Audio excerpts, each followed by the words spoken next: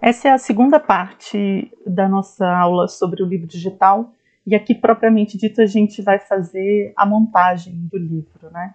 Para fazer a edição de HTML, eu uso o programa Visual Studio Code, porque ele é gratuito, mas existem muitos outros gratuitos também, de muito boa qualidade, só que eu uso o Macintosh e o Windows, né? Então, às vezes tem coisas que são mais fáceis de fazer no Macintosh, que já está bem antigo, tem outras coisas que são mais fáceis de fazer no computador com Windows, então eu preciso de um programa que funcione nos dois sistemas, e aí eu encontrei esse. É um programa bem popular, bem estável, tem versão em português, então ele é uma indicação segura aí para todo mundo, né? A cara do programa é essa. Deixa eu fechar aqui para começar com vocês do início. Deixa eu só fechar a pasta. Então essa é a carinha do programa. E ele tem uma vantagem que ele tem uns plugins muito bons quando você começa a fazer coisas, especialmente em didáticos, que o volume de trabalho é muito grande, ele tem uns plugins bem interessantes. Daí, na aula passada, eu falei para vocês das pastas, né? De que a gente tem uma estrutura de pastas que é obrigatória do PNLD. Não dá para escapar, tem que fazer do jeitinho que eles colocaram lá. Então, uma coisa que a gente faz aqui no programa é abrir esse conjunto de pastas, né? Então, eu vou abrir aqui a pasta onde está, embora ela esteja aparecendo aqui na abertura, porque eu já abri, vou abri-la de novo, só para retomar essa parte do... Então, essa é a pasta onde lá dentro estão os arquivos todos organizados, a pasta de conteúdo, a pasta de recursos, né? Aqui na pasta de recursos, a de áudios, fontes, imagens, estilos. Se houver scripts, a de scripts. Se houver vídeos, as de vídeos, né? Mas eu entendo que no literário são essas as que vamos usar. Então, a gente vai abrir essa pasta mãe, porque daí toda a estrutura dela fica aqui do lado, e isso é uma vantagem, tá? Quando a gente for fazer o Content OPF, vocês vão ver que isso é uma vantagem grande, você ter tudo aqui do seu lado. Então, eu vou abrir aqui o index, porque eu vou falar para alguém que, como eu, é bastante distante desse universo de livros digitais, né? Eu tive que aprender essas coisas do básico mesmo, tá? Então, uma das coisas básicas que eu tive que aprender aí há uns 3, 4 anos é que quando você abre uma página, um endereço na internet, o navegador busca esse arquivo index, né? Então, esse arquivo é o arquivo básico, ele precisa ter esse nome mesmo. No PNLD, esse arquivo index é citado no edital com os conteúdos que ele pode conter. Então, você precisa seguir essa regra do PNLD. Isso significa que você não pode ter um arquivo index que já abra o seu livro. Tá? Aqui do lado eu coloquei o navegador e esse arquivo index está aberto aqui na tela. Então tudo que está escrito aqui no site só está aparecendo isso que está, esses quatro textos, que são os textos aqui, deixa eu abrir aqui, propriamente ditos, que estão aqui embaixo. Ó, capa, frontispício e créditos, ler a história e quarta capa. Tá? Então, tudo isso que está daqui para cima não está aparecendo aqui. São dados relevantes, importantes, o navegador lê esses dados. Esses programas que ficam buscando, como o Google, né, também buscam aqui esses dados. Alguns desses dados são exatamente para isso, mas eles não vão aparecer aqui. O que vai aparecer aqui é o que está efetivamente aqui a partir da seção que está com a classe formatação. Outra coisa que eu acho importante dizer para quem, como eu, está começando do zero, é que esse arquivo HTML, ele é um arquivo sem formatação. Então, eu vou tirar aqui, por agora, a folha de estilos. Então, vou apagá-la aqui. Salvar.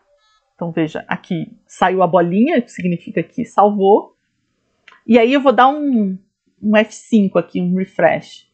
Veja que quando eu dou um F5, some a formatação desses textos e, olha, aparece aqui os números, tá? Aparecem esses números porque a etiqueta que eu usei para estabelecer a semântica, né, o significado de cada um desses textos, é a de lista ordenada. Essas etiquetas aqui, a etiqueta OL é a etiqueta de lista ordenada, e essa etiqueta LI significa que é um item da lista. Então, vocês vejam aqui que tem, né, uma lista ordenada com 4 itens. E aí, o padrão do navegador para listas ordenadas é colocar os números arábicos, né? Além disso, não sei se dá para perceber claramente, deixa eu tentar aumentar aqui o... Ai, não, peraí que não foi, não. Foi no coisa em vez do navegador. Deixa eu ver se agora eu consegui no navegador. Vejam que ele está com um sublinhado aqui, que é típico de quando um texto tem um link, né? Isso acontece porque a gente está usando aqui, ó, a etiqueta A. Acho que agora valeria a pena aumentar aqui, né?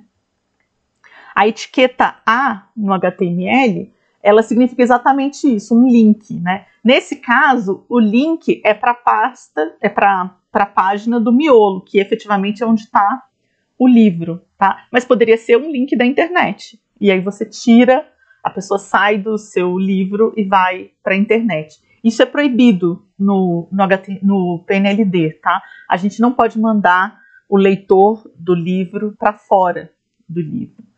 Então, a gente só pode usar essa etiqueta A para fazer esse tipo de direcionamento, né? Para uma página específica, tá?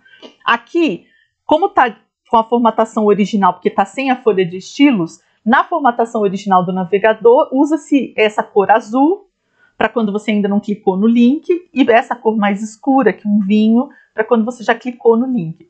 Isso tudo nos sinaliza que esse texto aqui está sem uma formatação feita pelo autor, pelo dono da página. Está usando uma formatação que é a original aqui do navegador, a padrão do navegador, né? Daí, como é que a gente consegue colocar uma formatação nesse texto, né? Como é que a gente consegue que esse texto tenha um outro formato, um formato que seja mais próximo do nosso livro? Para isso, a gente usa as folhas de estilo, tá? Nesse caso aqui, quando eu tirei, a folha de estilo é a folha do index. Então, eu vou salvar aqui, dar um refresh, veja, agora ele já está lendo a folha do índice. Perdão, a folha de estilos do index. Esse arquivo aqui, ó, essa indicação aqui, é uma indicação para o sistema de onde é que estão nas pastas as folhas de estilos. Então, está em que pasta? Na pasta recursos, dentro da pasta recursos, na pasta estilos, e aí o nome da folha de estilos desta página é index.css, que é diferente da folha de estilo da outra página, que é o miolo, tá? Eu fiz isso porque tinha algumas características que eu precisava que fossem separadas, me convinha. Mas pode ser a mesma folha se você conseguir colocar todas as características na mesma, ou podem ser todas diferentes. Isso é a gosto de quem está organizando o trabalho. Nesse caso, eu fiz uma folha especificamente para o index. E onde é que está, então, essa folha de estilos? Então, a mesma indicação que a gente tem aqui, recursos, pasta recursos, dentro da pasta recursos e estilos, a gente vem aqui do lado e a gente encontra. Então, aqui, ó, aqui temos a pasta estilos, né? E a pasta estilos está dentro aqui da pasta recursos. Então, recursos, estilos, index. E aí, pronto, ele abre a sua folha de estilos, tá? Tem um detalhezinho que eu vou falar, que vocês que se forem usar esse modelo que eu estou colocando aí no site disponível, não vão precisar prestar muita atenção nisso. Mas se alguma coisa der errado, você precisa dar uma olhada aqui nesse ponto. Esse ponto significa o seguinte, ó, o meu arquivo index, ele está aqui, né? E a pasta recursos está no mesmo nível do meu arquivo index. Então, eu uso ponto, vou até sumir com essa colocação aqui toda e fazer tudo de novo para vocês. Se eu colocar ponto, barra, veja, ele abre todos os conteúdos que estão aqui no mesmo nível do index, que são esses conteúdos que estão aqui do lado. Eu escolho aqui a pasta recursos, escolho a pasta estilos e escolho a folha, o arquivo index.css. Tá? Vocês vão ver que quando a gente está na pasta miolo é diferente, a gente usa 2 pontinhos, porque a gente tem que voltar para o nível anterior, né? Isso no começo às vezes me dava um pouco de dor de cabeça, por isso que eu estou relatando para vocês. Enfim, vamos olhar para essa folha de estilos. O que é essa folha de estilos, né? A folha CSS que está atrelado ao HTML. Nesse caso, gente, eu estou usando um arquivo específico, mas há algumas pessoas que vêm aqui nessa parte aqui do próprio HTML e descrevem os estilos, tá? Quando é muito pouco, é muito simples, até vale a pena, né? Eu uso sempre a folha do CSS por uma razão prática, porque quando eu tenho um projeto no InDesign e eu vou fazer o HTML, eu peço para o InDesign gerar a minha folha de estilos. E o InDesign faz isso daqui, ó, ele pega todas as características dos estilos que estão lá no InDesign e ele já lista para mim todas essas características. Isso facilita muito. Eu não preciso ficar colocando todas essas informações, o próprio InDesign gera.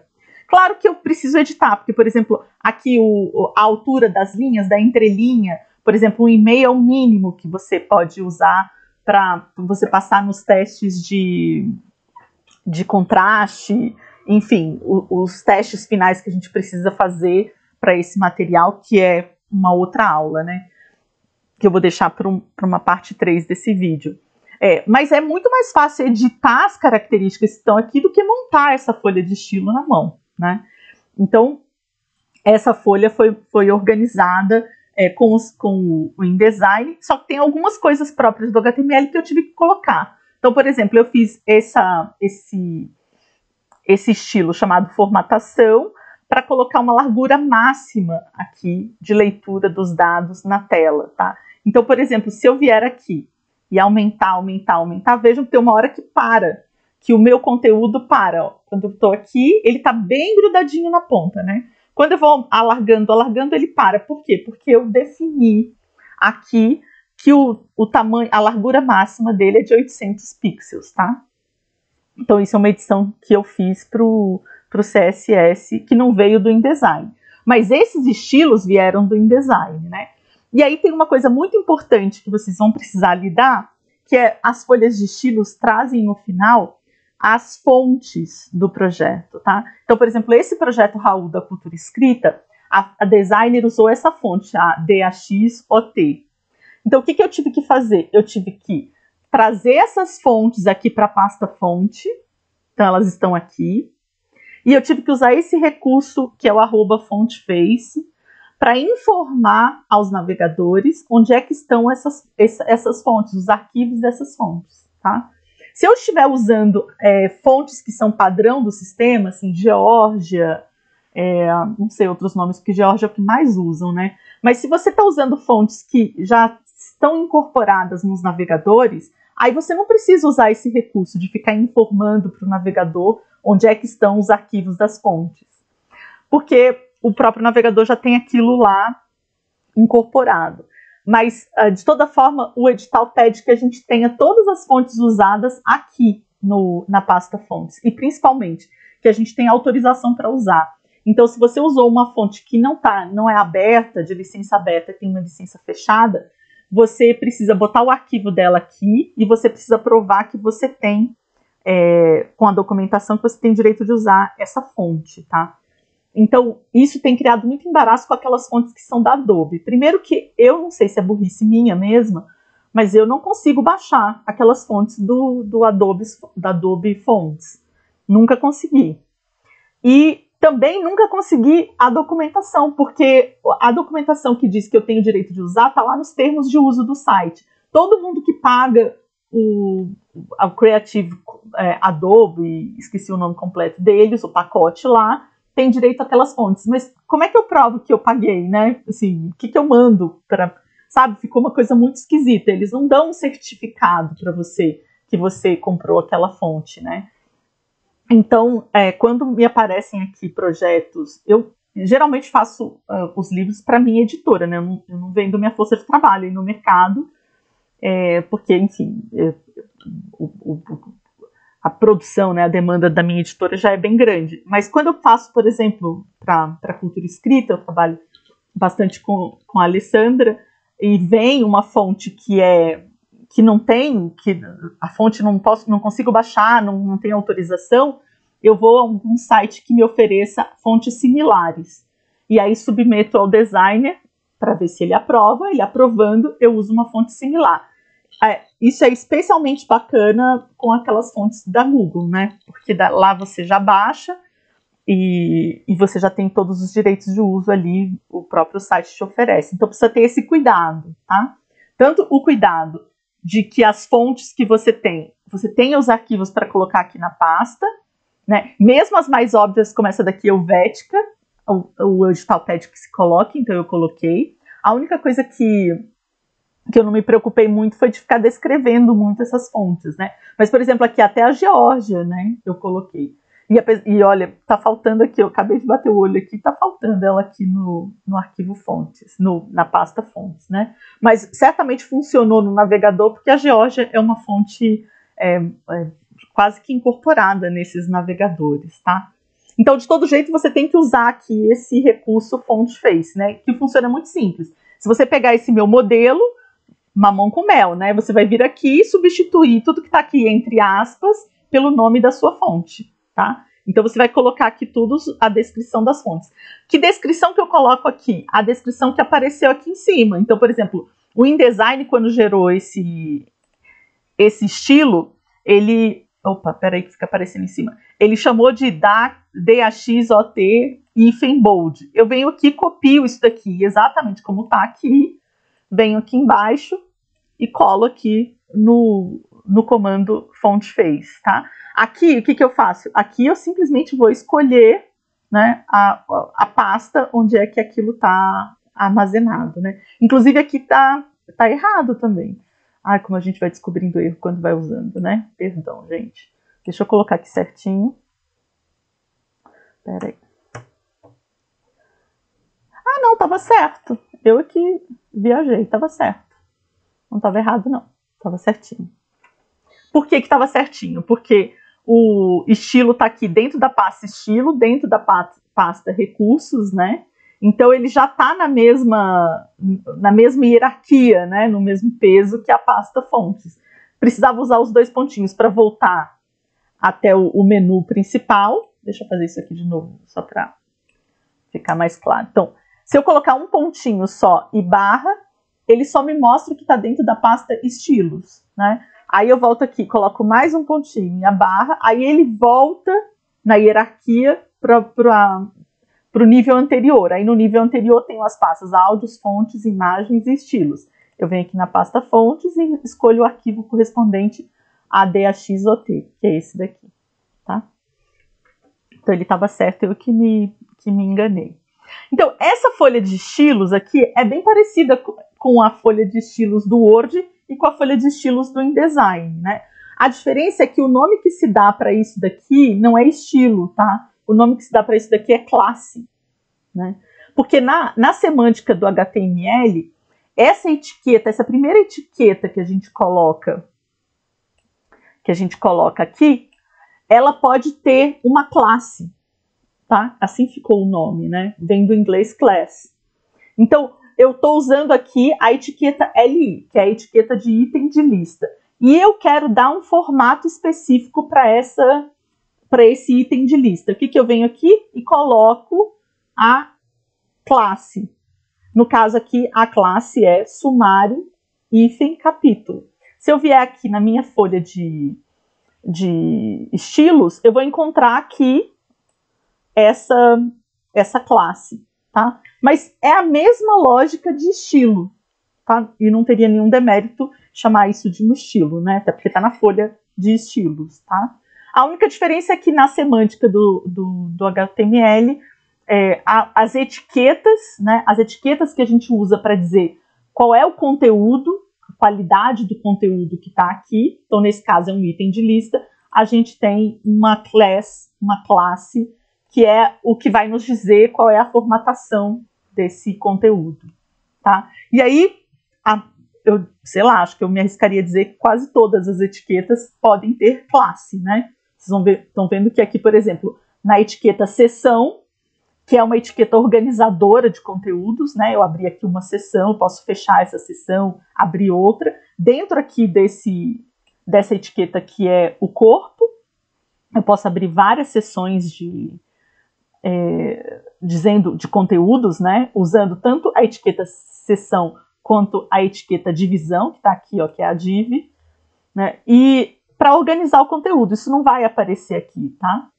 Mas nessa organização de conteúdo, por exemplo, eu usei uma classe que é a formatação, que eu já mostrei para vocês, que é uma classe que diz que o conteúdo fica ali no centro da tela. Então, se eu tiver uma tela super, super larga, o meu conteúdo vai ficar ali no centro da tela com uma largura de 800 pixels, tá? Daí, o outro arquivo que a gente precisa dar uma olhada é efetivamente o arquivo miolo. Eu vou mostrar uma coisa para vocês. Aqui, ó, na capa, eu coloquei a etiqueta A e coloquei um link levando até esse arquivo miolo.html, tá? Todos esses 4 itens do sumário estão levando para o mesmo arquivo, miolo.html. Vocês vão ver aqui do lado que tem uma diferença. Tem esse símbolo do jogo da velha, né? É T1, símbolo do jogo da velha T2 e símbolo do jogo da velha T3. O que isso significa? Que eu posso fazer com que esse item do sumário me leve a um ponto específico da história. Então, se, por exemplo, você está fazendo um livro informativo e você quer, e tem 2 partes, e você quer que essas 2 partes fiquem no mesmo arquivo, no arquivo miolo, mas você quer colocar aqui no sumário unidade 1 e colocar o nome da unidade, ou parte 2, enfim, o que você usou lá no seu livro impresso. Se você quiser criar aqui no sumário, quando a pessoa clicar aqui, ela pode já abrir a tela começando nessa parte que você quer.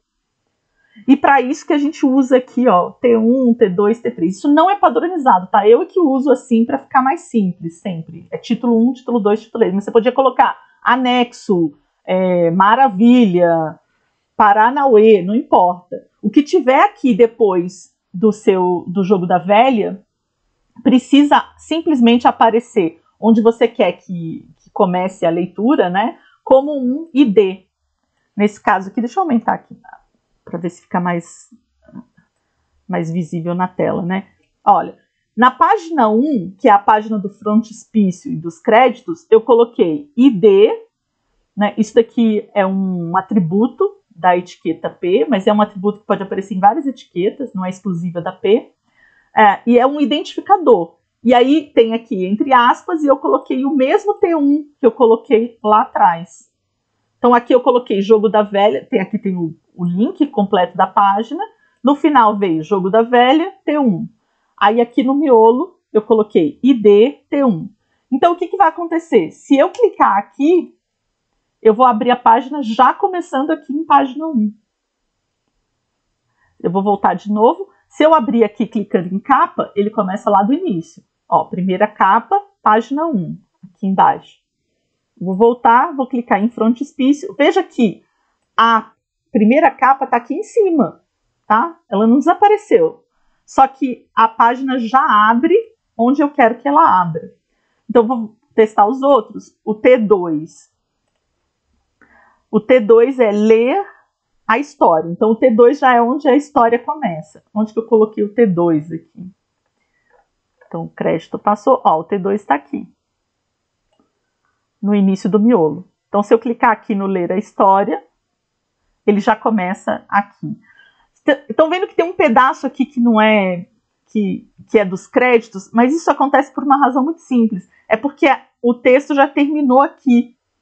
Então, isso aqui já está puxando aqui, está como se limitando aqui para baixo. Se tivesse mais coisas aqui para baixo, ele abriria certinho aqui em cima, do mesmo jeito que ele abriu o frontispício, tá? Que aqui abriu bem em cima, mas é porque aqui tinha mais para rolar para baixo.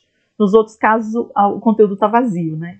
É um arquivo vazio que eu coloquei para vocês poderem usar. Então, quarta capa, por exemplo, a quarta capa não está aqui em cima porque não tem mais para correr para baixo. Na medida que a gente colocar alguma coisa nela, vai acontecer de dar tudo certinho, né? Então, essa é uma das primeiras coisas, tá? Eu estou oferecendo para vocês esse arquivo modelo, porque no caso dos literários, especialmente literário infantil, eu acho que o modelo vai servir para muita gente, né? Eu espero que sirva para muita gente. De maneira que você não precise se aventurar nesse momento a decorar etiquetas, conhecer etiquetas de HTML e tudo mais, né? Espero que seja útil.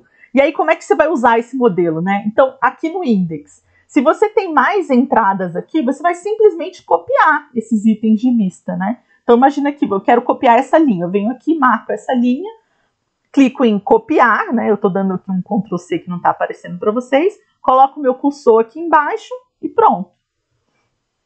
Ele copiou. Vou dar um refresh aqui para vocês verem, ó. Copiei frontispício e créditos, tá? É muito simples usar esse modelo, né? Eu vou voltar e refazer, porque não me interessa que apareça mais alguma coisa. Então, se você quer criar mais itens aqui, você vai simplesmente copiar e colar, e obviamente você vai ter que mudar esse ID, né? Você vai ter que ir mudando, então vai ser T2, T3, T4, T5, você vem aqui no arquivo do miolo e também vai copiar aqui o ID e também ir acertando para você poder ir colocando esse ID na posição que você quer para abrir cada item do sumário. Não é nenhum mistério, né? É uma coisa, na verdade, bem simples. E se quiser simplesmente usar esse ler a história, você vai usar o modelo como ele está, tá? Você vai simplesmente reproduzir. Se quer mudar aqui a descrição, você modifica a descrição. Às vezes tem livros de infantis que o frontispício não tem frontes, porque a história já começa às vezes começa até na segunda capa, né? Então, você vai simplesmente modificar essa estrutura, né? Tem livro de infantil que o crédito entra no final, então você vai transferir isso daqui para o final, mas, enfim, eu entendo que essa estrutura está pronta, né? O que você precisa fazer é simplesmente, se você usou mais de um arquivo aqui, além do miolo, você criou miolo 1, miolo 2, parte 1, parte 2, você vai ter que modificar aqui, tá? Então você vai ter que encontrar a página correta e fazer a indicação correta aqui dos IDs, né, usando o jogo da velha, tá? Aqui nessa estrutura é isso. O que mais você precisa modificar aqui? Você precisa modificar essa indicação que está aqui em cima. Isso daqui, gente, é padrão do PNLD. Isso aqui também é padrão do PNLD, tá? Essa descrição. Se vocês forem lá no arquivo, né, de especificações técnicas que está citado no edital, acho que eu falei dele na primeira parte dessa aula, vocês vão encontrar exatamente essa estrutura. Então, eu fui colocando aqui, ó, entre chaves, tá, as informações que precisam entrar. E aí você precisa substituir, inclusive, as chaves, né, porque senão elas vão aparecer aqui. Não sei se dá para ver aqui em cima, mas, ó, o nome do livro, por exemplo, o título da página entra aqui, né, no navegador. Então, você vai substituir tudo, né? Então, tirar aqui a chave por completo e colocar o nome do livro, tá? O literário, você inscreve no PNLD caracterizado. Então, as informações todas já vão aparecer aqui. Porque em didático a gente inscreve o livro descaracterizado. Então, a gente não pode colocar o nome do livro aqui nesses arquivos. Mas no literário pode e deve, né? Aqui na descrição, eu faço uma descrição muito, muito rastaquera. Se você quiser fazer mais, né? Mas eu coloco o livro literário intitulado e boto o nome do livro, tá? Nome dos autores aqui. Depois vem, de novo, essas informações que precisam estar aqui, você não pode mexer nelas. Aqui entra o nome do livro, de novo, a descrição do livro, número do ISBN, tá? O ano da edição e o nome da editora, né? Então, são os dados que vem aqui na página do index, tá? Aí, aqui no miolo, tem também informações aqui no cabeçalho, mas vejam que o cabeçalho é bem melhor, porque não tem esses metadados aqui, tá? Mas tem, de novo, nome do livro, descrição, nome dos autores. Essas informações básicas estão sempre aqui no cabeçalho, nessa etiqueta red. Aí vem, propriamente dito, o livro, né? Então, vamos abrir aqui essa página. Tá? A gente tem uma questão específica no PNLD com a imagem da capa, tá? Como esse HTML vai se transformar num e-book, é exigido que o arquivo da capa, então a imagem da capa, seja um arquivo de imagem com o nome cover. Então você não pode nomear de outra coisa. Não pode o C maiúsculo e o OVER minúsculo, não pode fazer nenhuma invenção. Você tem que fazer um arquivo em JPEG que se chame cover. E esse arquivo JPEG que se chama cover está aqui, junto, na mesma na mesma hierarquia do index. Esse arquivo cover não está na pasta de imagens, dentro da pasta recursos. Ele fica aqui na pasta principal. Isso é uma exigência para a transformação, para o uso da plataforma que transforma o HTML5 em e-book, né? Então, é um arquivo que tem aí características diferentes. Por isso que eu nem apaguei daqui. Eu apaguei nesse modelo para vocês todas as imagens, né? Mas no cover eu deixei, porque basta que você coloque um arquivo cover.jpg nessa pasta principal e pronto, já vai funcionar, tá? Então, basta você substituir aqui o arquivo, né? Acrescentar um arquivo cover e essa indicação aqui vai funcionar. E também a descrição eu deixei porque eu boto uma descrição bem genérica. Imagem da capa do livro com informações de título, autoria e editora. No PNLD, algumas empresas que oferecem serviços para as editoras, elas têm usado uns padrões que vêm de outros setores, sabe, do mercado. Então, fazem a descrição completa, a capa de cores verde, amarelo e vermelho, tem um lobo assim assado, tem isso, tem aquilo, tem um selo, tem isso, tem o nome do autor, tem... Só que pensa o seguinte, que uma pessoa cega que está usando o leitor em voz alta, ela vai ler ela vai ouvir, né, todas essas informações de novo quando passar pela página de crédito. E vai ouvir tudo de novo quando aparecer outra informação sobre autores, sobre, por exemplo, lá na ficha final. Então, não tem por que você obrigar a pessoa a ficar ouvindo uma descrição exaustiva que não está acrescentando nada à história, né? Então, eu faço apenas essa indicação, que é uma indicação para que a pessoa cega saiba do que se trata, né? Então, é uma imagem da capa do livro com informações de título, autoria e editora. Para mim, é o suficiente para a pessoa se situar de que o que é ruim é ter uma imagem que não tem nada. É até proibido pelo PNLD, porque é muito desagradável para o leitor cego, né? Ele não saber do que se trata aquela imagem. Ele fica pensando, será que era importante? Eu perdi alguma coisa? Então, nesse sentido que você coloca uma descrição, sempre pensando em situar a pessoa que está ouvindo o livro, né, de situá-la no sentido dela saber o contexto, mas sem enchê-la com informações irrelevantes nesse momento, né? Aí, em seguida, então, eu coloquei o frontis, né, que é a página 1. Vejam que eu sinalizei aqui, tudo isso aqui que está em verde é só indicação de organização, tá? Isso aqui não vai aparecer em lugar nenhum, né?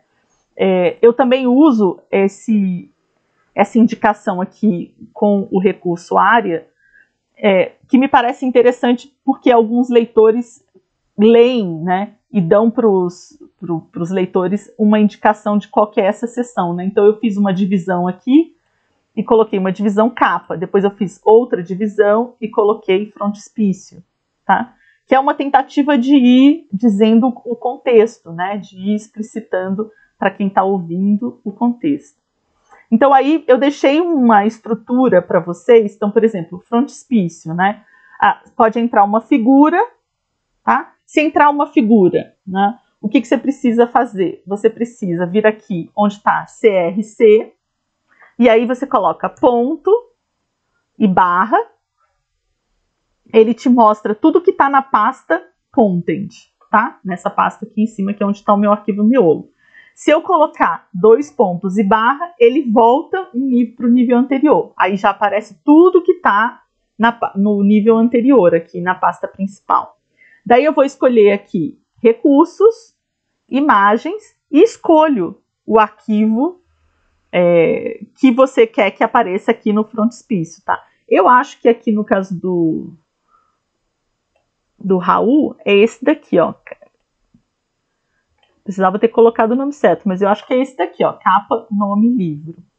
E aí eu venho aqui onde está escrito Alt, entre as aspas, e coloco o conteúdo, o texto alternativo. Eu vou só dar um refresh aqui para a gente ver o que ele abriu, né? Peraí, deixa eu salvar aqui. Sem salvar, ele não vai ler. Então, salvei aqui o arquivo no VS Code. Aí venho aqui, dou um refresh. Era isso mesmo, ó. Aqui apareceu agora o nome do livro, né?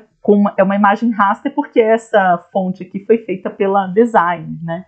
Isso não é uma fonte tipográfica que eu possa baixar, colocar aqui na pasta fontes para ele abrir. Isso é uma fonte desenhada exclusivamente para esse nome do livro, pelo que eu entendi, tá? Então, abriu aqui o arquivo. O que eu tenho que fazer aqui na descrição do texto alternativo? Eu tenho que dizer nome do livro, Raul O Lobinho. Você pode fazer uma descrição diferente, tá? Dizer a cor, enfim, dizer como é que ele tá. Eu só estou fazendo esse texto alternativo para te mostrar um detalhe.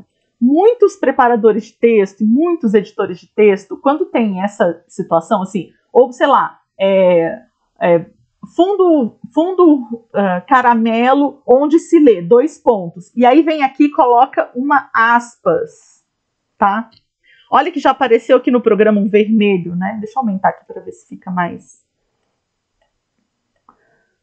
Ó, já apareceu aqui um vermelho pra gente, dizendo que tem um erro. Por quê? Porque essas aspas são usadas para separar o conteúdo. Veja aqui que ela se repete. Ó, quando você vai colocar a indicação de onde é que está o arquivo.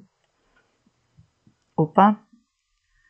Onde é que está o arquivo aqui, você coloca entre aspas, né? Quando você quer colocar o nome da classe, você coloca entre aspas. Então, as aspas já são usadas para você colocar conteúdo tanto nos atributos lá, quanto nessas situações aqui, em que aparecem informações, conteúdos que você precisa indicar.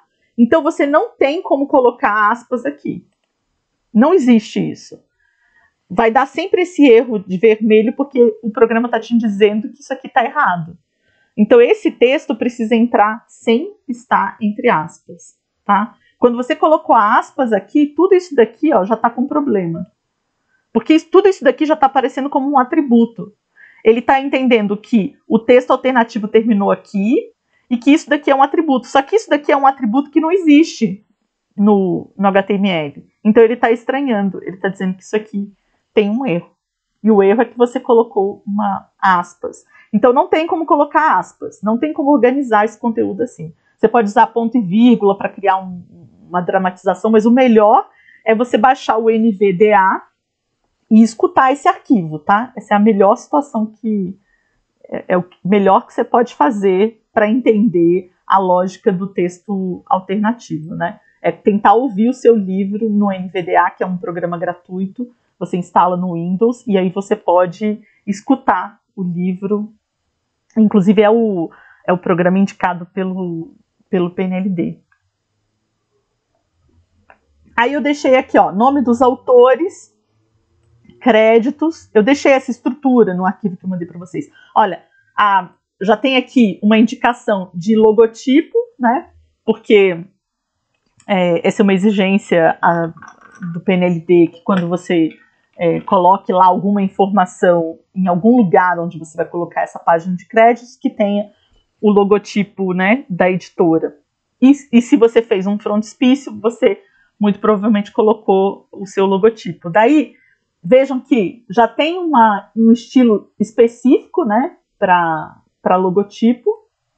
Então, ó, a etiqueta é figure, mas aí a classe já está figura, logotipo. Se você entrar aqui na folha de estilos, você encontra essa... Opa, perdão que eu estou na folha errada. Agora a folha é miolo. Que, aliás, é uma coisa que eu esqueci de falar, mas já vou falar. Deixa eu só mostrar aqui o figura, né? Eu tenho aqui, ó, várias classes, né, para figuras diferentes. E aí, esse é o figura logotipo. O que está mudando principalmente? Os tamanhos em que ele entra, tá? Então, por exemplo, aqui o tamanho, a altura são 100 pixels, né? Aqui no figura coluna, eu estou deixando com a largura de 100% da tela. Então, eu não estou determinando qual é a altura máxima. Nesse daqui, eu estou dizendo que a largura é de 60% da tela. Esse daqui, a largura é 100% da tela. Então, eu criei vários estilos, né, várias classes de figura de acordo com as necessidades que foram aparecendo. Então, para os logotipos, para a entrada dos logotipos, eu fiz uma classe específica e eu determinei aqui a altura como 100 pixels. Isso é modificável, você pode ir testando até funcionar aqui para você de como é que funciona. Eu disse que eu tinha aberto a folha de estilo errada, porque vamos olhar aqui no cabeçalho, né, dessa página. Veja que aqui no cabeçalho ele não está usando a folha de estilos index. Então, essa página miolo HTML tem uma folha de estilos própria, que é a miolo.css, que está aqui indicado, tá? Então, todos esses estilos que estão aqui, todas essas classes, né, que estão aqui, pertencem a esse arquivo miolo.css. Quando o navegador abrir essa página miolo.html, vai procurar nessa pasta o arquivo miolo.css para poder ler os estilos e usar esses estilos aqui, tá? Eu não vou gastar tempo aqui colocando as figuras, mas é isso, você clica aqui, né, no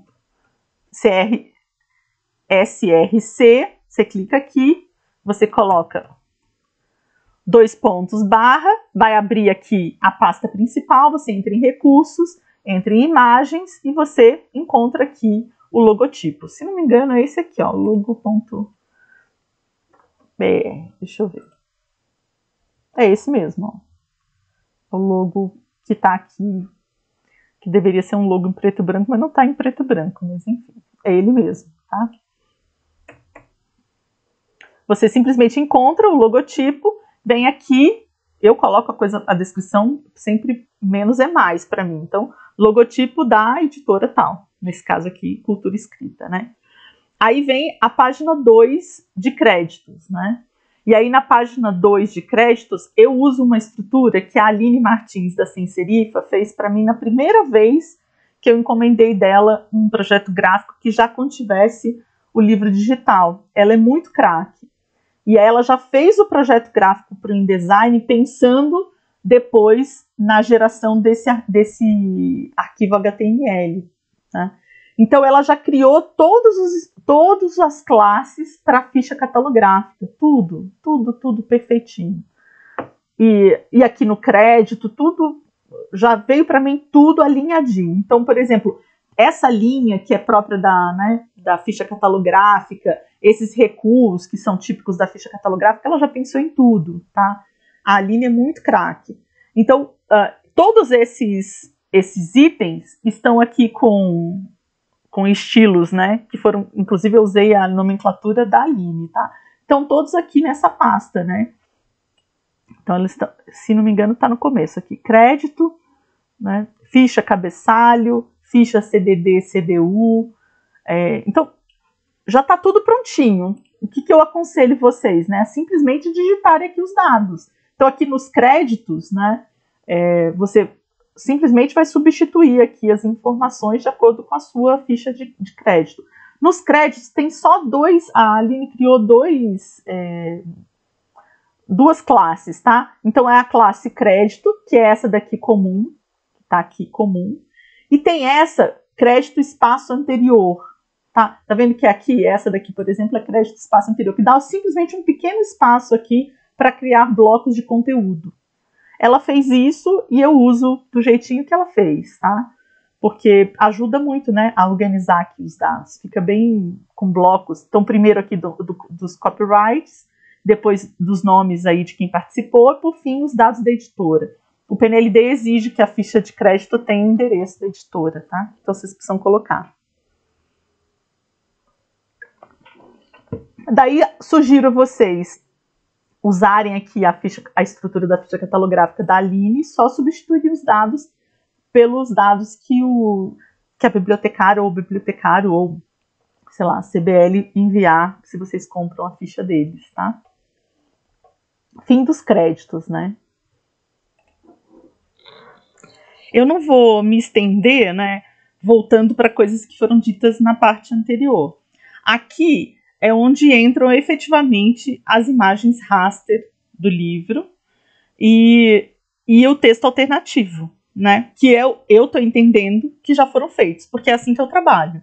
Eu recebo o InDesign, planejo o que eu vou fazer. Essa página vai entrar individualmente, essa página vai entrar em dupla, gero os arquivos lá no InDesign, então já gero as imagens rasters com o texto, com tudo, elaboro o texto alternativo e só então eu parto pro programa aqui para fazer a montagem, tá? Então eu estou entendendo que a essa altura vocês já têm aqui as imagens e vocês já têm o texto alternativo das páginas. E este modelo é um modelo que casa bem para quem vai ter um texto verbal bem curto, muito entranhado no texto não verbal. Se você tem um livro informativo que tem um texto verbal enorme, não pode transformar em raster, porque esse texto alternativo também vai ficar enorme. Então esse texto vai ter que entrar como um texto editável. Tá? Aí muda um pouco de figura. Não é que invalida esse modelo que eu estou colocando aqui para vocês, mas muda um pouquinho. Se você quiser entrar em contato, aqui de acordo com o e-mail que está aí no nosso canal, por favor, entre em contato. Eu faço uma alteração no modelo e envio para você com o maior prazer. É que eu estou tomando aqui como, sei lá, como pressuposto que esses livros para educação infantil são livros que têm texto verbal muito curtinho.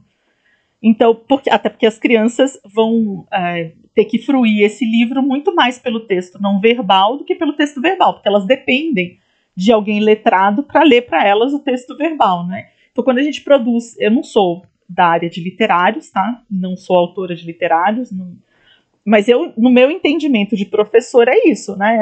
É um livro que tem um texto não verbal comandando a fruição em relação ao texto verbal, porque você está lidando com um leitor que ainda não é alfabetizado, né? Pode reconhecer letras, talvez se o nome dele tiver escrito, ele pode reconhecer, mas ele não é alfabetizado, ele depende de alguém alfabetizado para ler o texto verbal. Então, nesses casos em que o texto verbal é muito curto e está muito entranhado no texto não verbal, na ilustração, na colagem, na imagem, enfim, na fotografia, eu acho que o melhor é transformar tudo isso num raster e incorporar esse texto verbal no texto alternativo, tá? Que foi o que eu disse na aula anterior, né? Aqui que eu estou dando dois modelos, tá? Eu estou dando um modelo em que você vai colocar uma única... Opa, perdão, deixa eu colocar aqui. Na linha 66. Você vai colocar uma única imagem e essa imagem vai ficar na largura da página. E eu estou colocando uma outra situação aqui em que você vai ter duas páginas individuais colocadas lado a lado. Isso já foi falado na aula anterior, mas vou só retomar muito rapidinho aqui, ó. Esse daqui é um exemplo de página dupla, tá? Essa eu vou gerar lá no InDesign uma única imagem, né? E vai ter toda essa extensão da página dupla. E aí vai ter um texto alternativo que vai descrever a ilustração e que vai trazer o texto verbal, tá? É esse exemplo primeiro aqui da linha 66. Então, esse daqui vai entrar aqui. Inclusive, deixa eu pegar essa página 6 e 7, né? Que eu posso até fazer isso aqui já para exemplificar. Então, eu venho aqui, clico aqui entre as aspas do SRC, coloco 2 pontos, barra, ele me abre o menu, tá? Venho aqui em recursos, imagens e vou achar as páginas 6 e 7 aqui. Como eu nomeei exatamente assim, e aliás vou aproveitar para dizer para vocês, na nomeação dos arquivos que você vai usar aqui no HTML, não pode ter espaço, não pode ter caractere especial como tio, cedilha, asterisco, tá? Tem que ser assim tudo um grudadinho no outro, mas pode ter, por exemplo, ponto e enfim, para organizar. Aqui, por exemplo, eu já coloquei pelas páginas, ó, páginas 6 e 7, figura 3, ponto JPEG. Os arquivos têm que estar, os arquivos de imagem têm que estar todos em RGB, em até 150 dpi, mas isso eu falei na aula anterior, né? Estou só relembrando. Escolho ele aqui, salvo, então salvo essa página, né? E aí venho aqui na página do livro, dou um refresh. Cadê? Por que não apareceu aqui? É porque não apareceu, olha o meu erro aqui, ó. Sobrou aqui um J, não sei se dá para ver, deixa eu aumentar aqui para ver se dá para ver. Porque isso talvez aconteça com vocês. Ó, sobrou uma letrinha aqui. Eu apaguei o que estava aqui escrito anterior. Ou talvez na hora de eu salvar, apertar Ctrl S, eu coloquei um S aqui a mais, olha. Isso já me inviabilizou, né? Então, se acontecer por aí, já fiquem sabendo. Dá uma olhadinha se não acrescentou alguma coisa. Agora sim, vou salvar. Vou dar um refresh. E aí ele vai aparecer aqui, ó, para mim. Tá aparecendo aqui. Vou colocar páginas 6 e 7. Então, aqui estava páginas XX.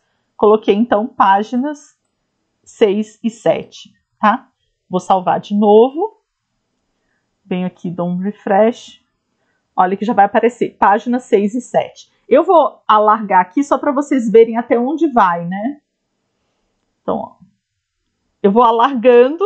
Veja que ele tá... É isso que no edital eles chamam de responsivo. Quer dizer, tem outras coisas, obviamente, mas isso é uma das coisas responsivas, tá? Eu vou alargando, reduzindo, alargando, e a imagem vai reduzindo, alargando. Só que tem um limite que eu estabeleci aqui, que está estabelecido pela formatação, pela classe aqui da formatação.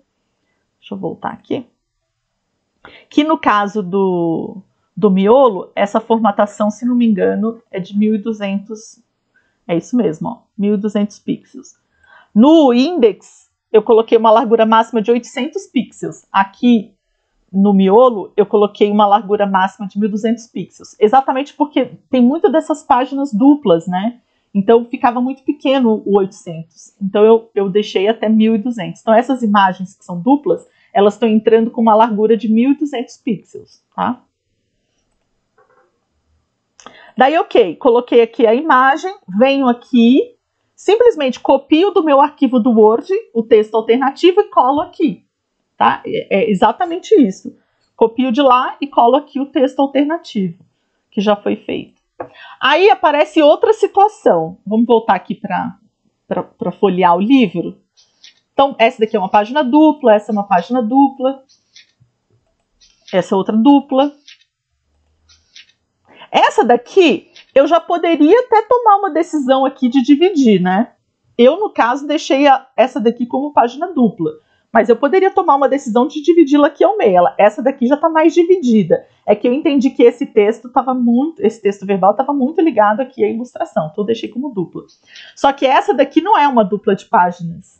Essa página tem uma dinâmica e essa outra página tem outra dinâmica.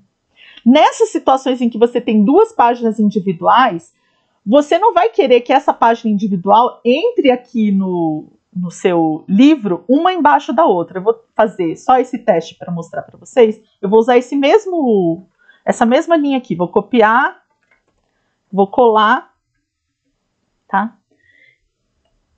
E aí vou colocar aqui as páginas, só pegar as páginas aqui. Página 20, deixa eu aumentar um pouquinho aqui para eu enxergar. 20 e 21. Então, são as páginas 20 e 21. Eu vou colocar as páginas 20 e 21 sem usar esse modelo aqui de baixo de coluna, tá? Então, eu venho aqui. Ó, eu não preciso sempre trazer toda a estrutura. Eu posso simplesmente... Deixa eu voltar aqui para mostrar para vocês, que é um truque aqui.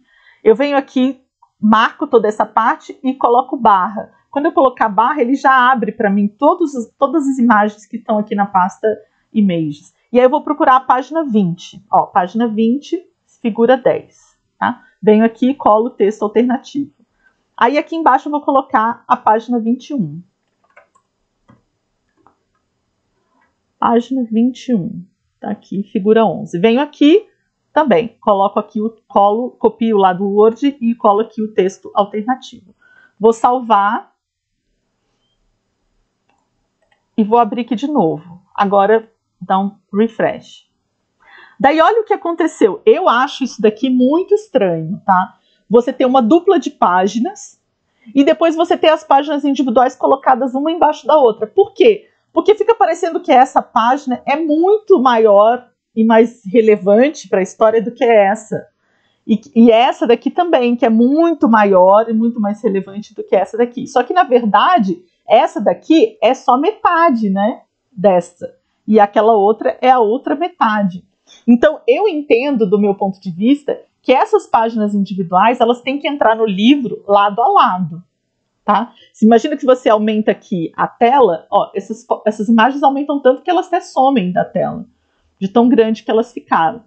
Eu entendo que elas precisam entrar uma ao lado da outra. Para isso que tem esse modelo aqui de baixo, tá? Nesse modelo, eu estou usando uma divisão, então eu estou usando a etiqueta div, tá? Com uma classe que chama coluna. Se você vier aqui na folha de estilos e procurar a coluna, cadê? A coluna não está aqui porque ela está lá embaixo. Deixa eu só descer aqui. Está aqui embaixo, ó. Coluna. Tá? Ela está aqui embaixo pelo seguinte. Eu usei esse artifício aqui para essas imagens ficarem lado a lado apenas quando houver uma tela grande. Quando você estiver no celular, elas vão aparecer uma embaixo da outra, porque senão elas ficariam muito pequenas, tá? Então, por isso que ele tá, essa classe está aqui embaixo. Então, nessa coluna, o que eu estou dizendo? Que em vez de as coisas entrarem uma embaixo da outra, elas vão entrar uma ao lado da outra, tá? E depois, dentro... Então, tudo que entrar aqui dentro dessa... Opa, peraí. Tudo que entrar aqui dentro dessa divisão vai entrar uma ao lado da outra. E o que eu quero que entre um ao lado do outro, né? Eu quero que entre aqui o número da página e quero que entre a própria figura da página. Então, eu criei outra divisão, tá? Para poder organizar, para que o número da página e a imagem da página, a imagem raster da página, fiquem um embaixo do outro. E que esse bloco aqui, que eu estou chamando de bloco miolo, fique ao lado deste outro bloco aqui, que eu estou chamando de bloco miolo. Então, é isso que quer dizer essa estrutura. Claro, vocês podem simplesmente copiá-la e substituir aqui as páginas, que vai dar tudo certo, tá? Eu vou simplesmente copiar aqui de cima, ó, porque a gente já abriu aqui em cima, então não preciso fazer tudo de novo, ó. Vou colar aqui a página 20 e vou colar no de baixo, ó, a página 21. Então, aqui eu vou colocar a página 20 e aqui eu vou colocar a página 21, né? Vou salvar tudo isso. E agora vai aparecer aqui a página, ó, página 20 e tem a raster, né, da página 21 e tem a raster da página. Isso ajuda muito na hora do texto alternativo, porque essa imagem vai ter um texto alternativo e essa imagem vai ter outro texto alternativo, tá? Então, se convier a vocês fazer isso também nas páginas duplas, por causa do texto alternativo, façam, né? É um artifício que você pode usar para organizar os textos alternativos, tá? Eu vou apagar aqui essa 2021 para não ficar atrapalhando aqui. Então, ó, página 6 e 7 entraram como dupla, página 20 e 21 entraram aqui separadas, tá? Aí, se você tem uma página que precisa grudar bem certinho aqui, é que nesse caso aqui tá difícil de a gente enxergar, porque essa página tem um fundo branco, né? Eu vou fazer um inspecionar aqui, que é um artifício que você pode usar também. Você clica com o botão direito na página e escolhe aqui a opção inspecionar. E aí ele abre uma tela aqui para a gente poder inspecionar o que tem aqui. Eu vou clicar aqui em cima, ó, nesse selecionar e vou vir aqui. Estão vendo que essa página 21, ela está separada da página 20. Estão percebendo? Tem um espaço aqui no meio, tá? Esse espaço é chamado de gap. E se a gente for aqui no miolo, a gente vai encontrar aqui, ó, um gap de 20 pixels. Tá? Se você tem uma página, se você, por exemplo, está usando uma página dupla, tá? Mas você dividiu aqui ao meio, porque por conta do texto alternativo ficar muito grande, ou de organizar melhor a história, você quer dividir essa página dupla. Mas na imagem aqui no site, você quer que ela apareça junta, todas juntas aqui, bem grudadas. Nesse caso, você tem que vir aqui e colocar o gap de 0 pixels, tá? Só que isso vai ter uma implicação. Porque quando chegar no celular, ele vai descer por essa programação que eu fiz. Então, se você precisar, se você tiver uma situação assim que aconteça de a página precisar ficar grudada, porque uma página está, na verdade, é uma continuação da outra, você vai precisar considerar que boa parte dessas pessoas vai ler esse material no celular, né? E que no celular isso aqui vai descer. Se você não quiser que isso desça, aí você precisa mudar aqui, tirar esse Media Screen, tá? Tirar toda essa parte aqui do Media Screen e deixar só a classe coluna. Se acontecer isso e você ficar em dúvida, é só mandar um e-mail que eu refaço o modelo para você, tá? Não é nada complicado. Como você pode ver aqui, com o uso do inspecionar, a gente consegue maravilhas, né? Descobrir coisas sobre o arquivo. Deixa eu fechá-lo aqui. Daí, gente, você vai... Não vou ficar, obviamente, me estendendo aqui, já tem 1 hora de vídeo, fazendo todos, né? Porque eu acho que aí é um processo mecânico.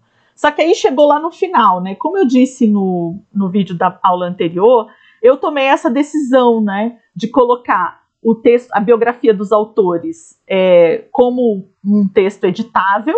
E aí eu deixei aqui no modelo para vocês, né? Esse modelo de texto editável. Até porque algumas pessoas podem também querer colocar uma parte do texto verbal do miolo aqui embaixo, né? Como um texto editável. Isso é possível se o texto é muito grande. E aí pode usar o mesmo modelo, né?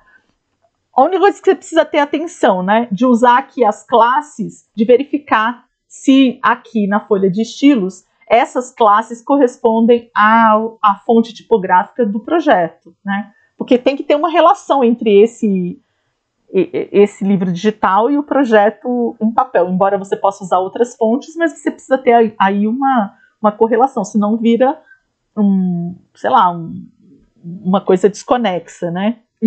E é bom envolver o designer, né, nessa configuração. Então aqui é um caso, por exemplo, eu colocaria o nome do autor, a mini biografia, o nome do autor, a mini biografia, e vejam aqui, eu deixei um texto aqui que se você quiser que esse texto esteja em colunas, mas aqui embaixo você quer fazer um texto que não está em coluna, que vai de ponta a ponta, você também pode colocar, tá?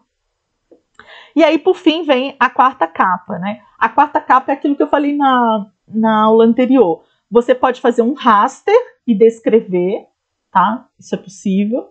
Ou você pode fazer como eu fiz, como esse livro do Raul tinha um texto, então eu usei uma classe chamada paratexto -capa, e aí eu trouxe aqui o texto, todo o texto da capa, da quarta capa. Esse fundo é um fundo colorido que eu usei para essa etiqueta de visão, tá? Então aqui no miolo ele está como fundo colorido. Tem aqui uma classe chamada fundo colorido, tá aqui, ó.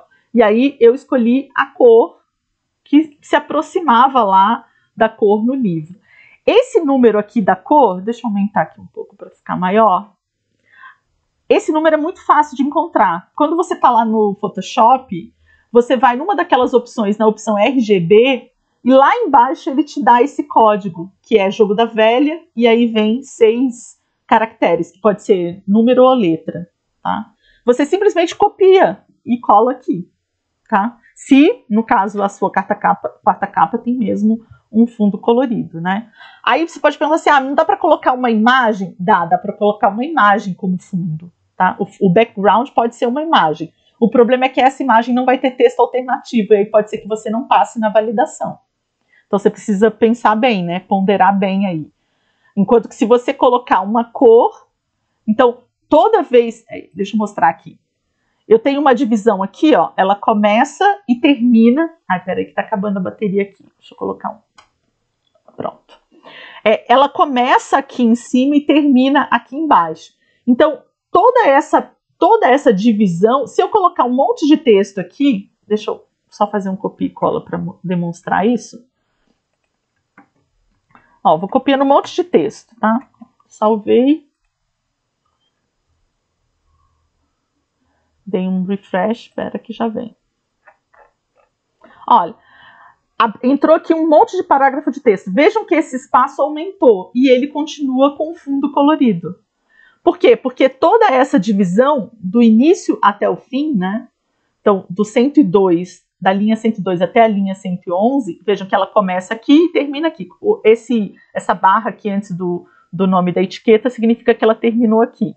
Então, abriu aqui e terminou aqui. Tudo que está aqui dentro está com esse fundo colorido, que é essa classe que está lá na folha de estilos com essa cor, tá? Se eu mudar a cor lá, mudo a cor aqui, né? E aí eu coloquei o logotipo, que tá aqui, não tá ali fora, deixa eu colocar o arquivo. Então, recursos, imagens. Deixa eu ver se é esse. Pronto, acho que, enfim, não ficou muito bonito, não deve ser esse, mas ok. É só para demonstrar.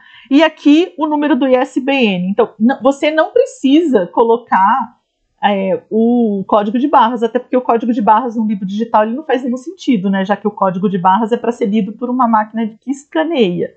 E esse livro digital não vai ser escaneado por essa máquina. Então, basta você escrever aqui o número do ISBN. Tá? Então, ele já está todo programado, é simplesmente você substituir aqui pelo número do ISBN e o número vai aparecer aqui embaixo. E aí, por fim, para a gente terminar esse vídeo longo, nós temos aqui o menu de navegação. Então, nesse menu de navegação, vejam que tem uma etiqueta de navegação, né, que é essa etiqueta nave, tem uma divisão aqui, então se eu quisesse colocar outros menus, por exemplo, voltar para o sumário, ir para a parte 2, eu poderia colocar outras partes aqui, bastaria copiar essa parte aqui e colar aqui embaixo, dentro da navegação, e pronto, eu colocaria outro texto, tá? Deixa eu, inclusive, pronto.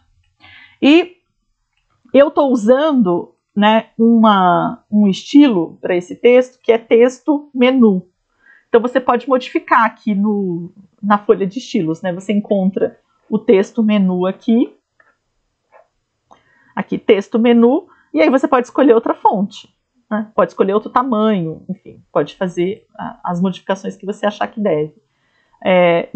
E também editar esse texto, né? Então, simplesmente colocar sumário, né? E não colocar voltar para o sumário da obra. O que importa é que esse link esteja certinho, tá? Porque esses links vão ser verificados, eles vão te dar trabalho se eles não estiverem funcionando. Nesse caso aqui, ó, o link está te mandando para a página index.html. Então, está te mandando voltar aqui para o index, né? Ele está funcionando, que eu saiba perfeito, ó, voltou para o index. Estava na quarta capa e voltou. Os links estão funcionando perfeitamente. Gente, eu vou ficar por aqui. Agora só fiquei devendo para vocês as validações, que são obrigatórias, os testes que a gente precisa fazer antes de entregar a obra. Não, minto. Nossa, já ia me esquecendo. Que ainda está faltando falar do Content OPF e do TOC.ncx.